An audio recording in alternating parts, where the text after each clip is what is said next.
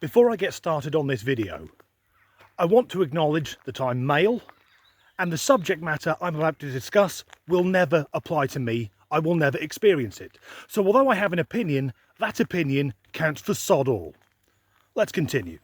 So let's start with some shocking statistics. In the United Kingdom, 64% of British schoolgirls will at some point take time off school because they're on their periods. 13% of British schoolgirls take at least one day off a month for the same issue.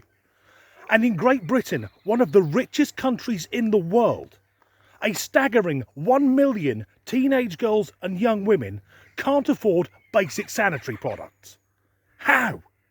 Even more shocking, many of those school absences aren't down to the physical effects of the monthly cycle. It's 2022, but there are still teenage girls who feel ashamed of being on their period. And it's the most natural thing in the world. It applies to half of the human race from puberty until the menopause. And it's not like there are people saying she's got the painters in, best get her churched, or following women down the street shouting unclean. It's normal, it's natural, it's something we should be able to talk about when we're having breakfast. Sadly, however, one company has taken that rather too literally. Now, just because you can make something doesn't necessarily mean that you should. And I feel this applies to a new type of breakfast cereal which aims to normalise periods. Ladies and gentlemen, this is Period Crunch. Stop the world, I want to get off. This is real. Period Crunch. And the shapes of the cereal accurately represent the uterus, fallopian tubes and ovaries, because who doesn't want to stick that in their mouth first thing in the morning? And if, like me, you grew up in the 80s and 90s, do you remember those adverts for Cocoa Pops where the voiceover said it even turns the milk chocolatey? Well, Period Crunch turns the milk blood red. Honestly, why not throw in some dried berries to represent blood clots? Personally, I don't think that cereal is going to help normalise periods. In fact, I think it's only going to appeal to two groups of people. Firstly, absolute fucking psychopaths, men who are taking their first tentative steps on the way to becoming the next Ted Bundy or Jack the Ripper. And secondly, those totally over-the-top feminists. You know the type. Those women with hairy armpits who always bang on about communing with the moon goddess. Women who don't so much have periods as being fucking obsessed by them. Every month they're using their blood to paint with. Or another new trend is smearing on their face as a type of face mask. Even though it's been proved menstrual blood has no positive qualities. It's a waste product. The body is getting rid of it. But no, if a woman smears her blood on her face, she's strong and independent. But it's no different from covering herself in her own shit. And if someone did that, you think, yeah, she needs to be put away. I firmly believe that men and women are different but equal, and that we think differently.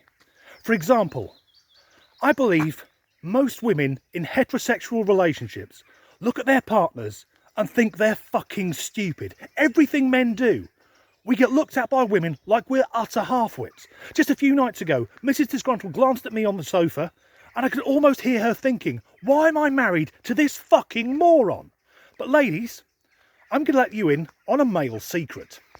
So for any women watching, the general consensus I've got from conversations with other men over many years, the way you process information, the way that you think, well, we don't think that you're stupid.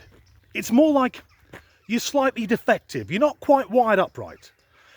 Everything works, but not in the way we're expecting. It'd be like moving into a new house, turning on the light switch and the toilet flushes. You go, oh, that switch works and the toilet works. I just didn't expect it in that order. In fact, if relationships were constructed by men buying women from shops, I guarantee almost every bloke would be back within the hour to talk to the salesman, saying, excuse me mate, that woman you sold me, can you have a look at her? I think she's broke. The reason I've said all that is I'm wondering, is it because I'm a man I can't get my head around the idea of Period Crunch cereal? Is it just because I'm male it doesn't work? And I really hope it isn't. I hope there are women watching this video who are as repulsed at the idea of eating something that looks like female reproductive organs drenched in blood. But if not, then this is an untapped market and I've got a pitch idea. So here's the idea. A range of ice lollies and lollipops, cylindrical in design, starting at the top in red, fading to white, and instead of a stick, there'll be a piece of string, and we'll call them Tam Pops. Mercifully, that's the end of this video. As ever, thanks for watching.